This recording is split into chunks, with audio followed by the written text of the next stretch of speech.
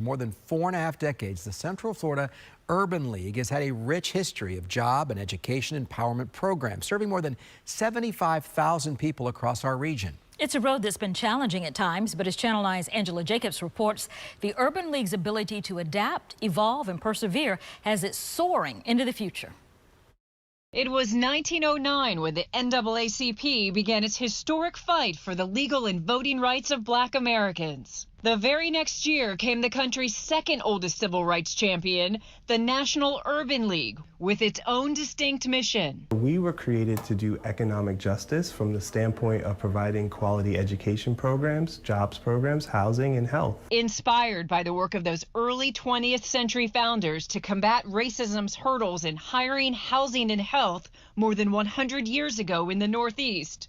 The Metropolitan Orlando Urban League began in 1977. Nearly 5 decades later, now as the Central Florida Urban League, it's steered by the guiding principles of education, employment, and entrepreneurship. How do we provide a holistic approach to helping families in a sense of education? From President and CEO Glenn Gilzine, we learn how the history on these walls that reflects society's changing times also force the organization to evolve and adapt to new realities more than once. Just 6 years ago, it was on the brink of financial ruin. The building we were standing in was actually going to be seized, and we were so far in debt to the point where we were going to get shut down. But in the next 18 months, Gilzine's team, board, and a community at large rallied. Both the debt and its Pine Hills headquarters were paid off. From that rebirth, Gilzine says, came greater focus, a modernized approach, and a wider multicultural lens in ending generational poverty. While we're upskilling mom,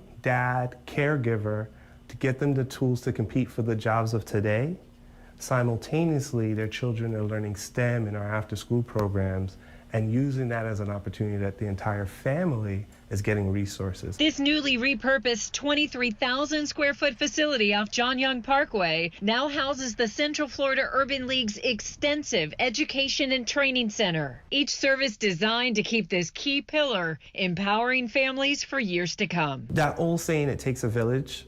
Well, it took a village to help us, but then now that same village that's in need of help, we are now able to provide back. So it's just a very rewarding and a very amazing opportunity for us to be in, to give back to our community. In Orlando, Angela Jacobs, Channel 9 Eyewitness News.